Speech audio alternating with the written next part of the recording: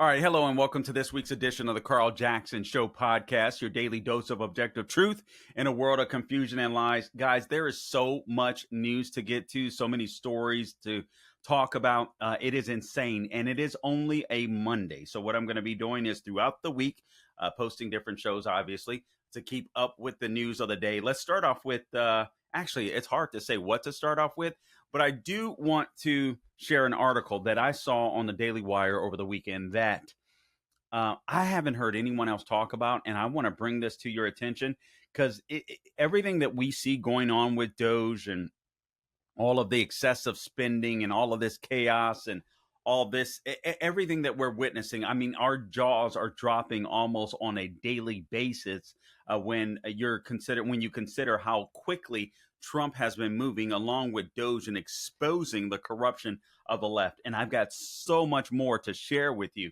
It is absolutely insane. But I think I want to set the table with this article that I couldn't believe. If you couldn't believe all of the corruption or can't believe all of the corruption that you're seeing, that you're witnessing as Doge exposes more and more and more and more, you're not going to believe this. Did you know that it is illegal?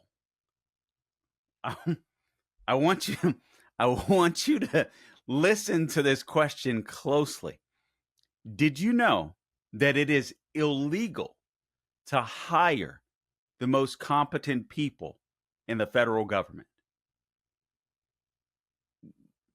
Hearing that, what are you thinking? Okay, obviously I can't hear you, but you've got to be thinking what I'm thinking. That is crazy. That is insane. That isn't true. No, it's true.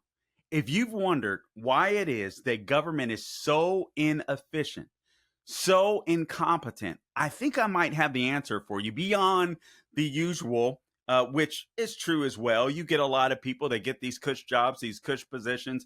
There's not a lot of accountability, if any accountability at all, inside of the federal government with many of these employees. And so there's no real incentive to do a great job. But beyond that, it is illegal to hire the most competent people for the federal government. Now, I want to be clear here. I know some people that work in the federal government and they are brilliant. So I'm not saying that it doesn't happen, but I am saying there is a directive for them not to hire the most competent people. Again, hat tip Daily Wire. If you've been wondering why, again, government is so inefficient, it could be because a court order prohibits the federal government from using tests to objectively rank job applicants on the basis that hiring the most competent employees had an, quote, adverse impact on blacks and Hispanics. I'll say Latinos. I hate using the word Hispanics. Did you know that? A 1981 court order blocked agencies from using any test for job applicants that will result in a statistically significant difference in hiring rates between blacks and Hispanics on one hand and whites on the other.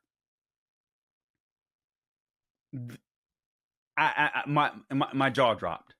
Now, guys, listen, we're talking about 1981. Obviously, the civil rights era had come to pass. And so you can kind of understand, okay, in those early days, maybe, you could understand affirmative action back then and stuff like that. You could make an argument. I believe you can make a legitimate argument for affirmative action early on. But I don't think you could continue to make that argument a decade or definitely two later. And such is the case with this particular issue. Again, a 1981 court order blocked agencies from using any test for job applicants that will result in a statistically significant difference in hiring rates between blacks and Latinos. So they thought that blacks and Latinos were dumb then. All right. Or they saw an opportunity and a window to keep blacks and Latinos dumb and impoverished. And I'm speaking of the left. So the Trump administration is set to ask a D.C. court to dissolve the 40-year ban, arguing that it illegally puts race over merit when it comes to federal hiring. All right, so now the move seems likely to prevail, given we all know the Supreme Court of the United States banned affirmative action.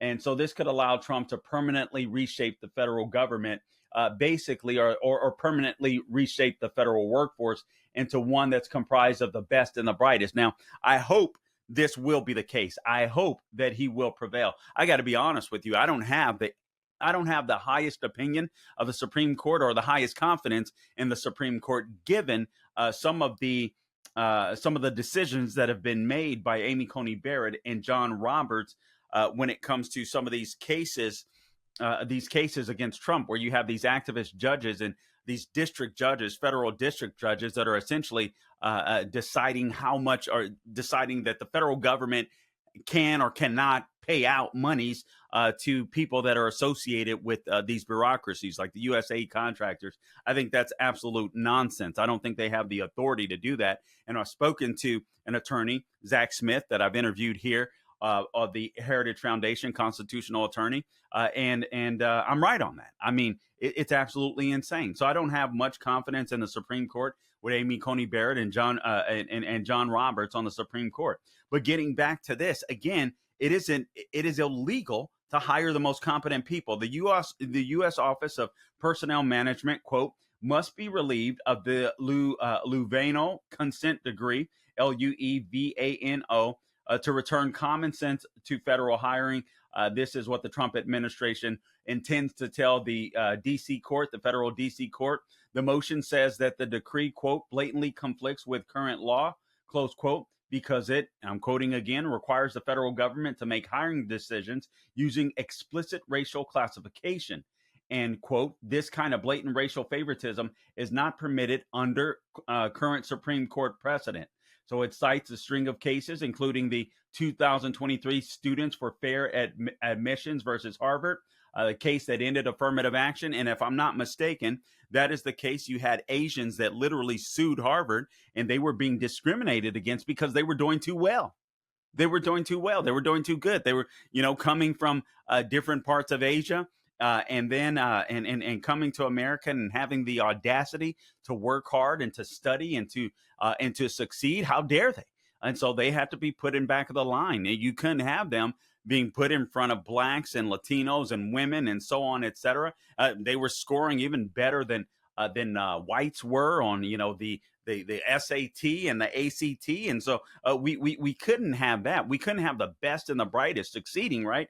And so we had to knock the Asians down a hair. I mean, this is absolute nonsense. And now, I mean, again, we're finding out that you can't legally hire the most competent people to work inside of the federal government. And we wonder why there's so much corruption. We wonder why there's so much incompetence. We wonder why they're 20, 30, 40 years behind in technology, 50 years in some cases. Remember that, what was it, that mine where federal government employees couldn't retire for, I don't recall if it was several months or whatever it may have been, because the system is so old. They literally have a mine of some sort that they would use to post files in or to file files in of government employees. And so it took so long to go retrieve and the files and all this kind of stuff. So it took them several weeks. I believe it was upwards of 10 weeks in order to be able to retire. We wondered why the government is so incompetent. We wonder why it seems like these people can't count. Guys, we're spending money it's out of control. And we understand. All right, I understand. There's people that we vote into office, obviously the House, the House and the Senate. But when it comes to just hiring bureaucrats, these bureaucrats running wild, these agencies running wild, government being so efficient, everything being so incompetent when it comes to government. Now we know why. And you're telling me there's people out there that don't want to get rid of this nonsense? The Daily Wire goes on. The administration will argue, Trump's administration, that the decree blocks the president from using, quote, heavily researched and predictive tests that would streamline the federal hiring process and lead to a more capable workforce. Don't you want a better workforce? Of course you do. More efficient? Of course you do. In the 1970s, OPM evaluated hiring prospects via a written test called the Professional Administration Career Examination. It was known as PACE. Its scores accurately predicted who would go on to be exemplary employees, but a class action lawsuit said that the testing for cognitive ability would reduce the number of blacks and Hispanics in the workforce. I'd like to know what group is behind was behind this. Whoever got this thing passed, and this was Jimmy Carter, by the way, that gave up the ghost here. Basically said, "Listen, these people, blacks, they're too dumb. They're too dumb. There's no way they'll be able to make it." And it was probably some bleeding heart liberal. There's no way they'll be able to get this position, get these jobs. So we've got to make it easy for them. We've got to dumb things down. And the left is still doing the same thing today.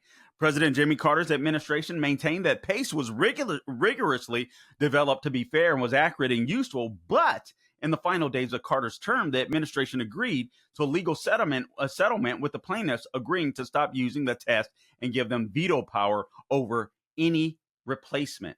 And so now we're still battling the left today. Inefficient government, and now we know it is illegal to hire the most competent people for the federal government. That is insane.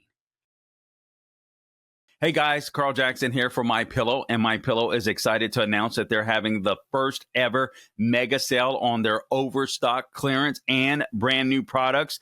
For example, you can save over 50% on this season's flannel sheets. The queen size is only $59.98 and the kings are only $69.98. But they sell out fast every year, so be sure to order now. You can also save 30% on their brand new Mike crosses. They're designed in the likeness of the one that Mike has worn every day for over 20 years. They come in men's and women's styles, and they're made right here in the good U.S. of A. Get the 2025 six-piece My Towel sets for only $29.98. The initial quantities are extremely low, so get them before they or while they last. And I can't forget to mention the My Pillow. It's just $14.98. So to take advantage of the first ever mega sale, go to mypillow.com, use promo code Carl, or give them a call at 800-858-0263.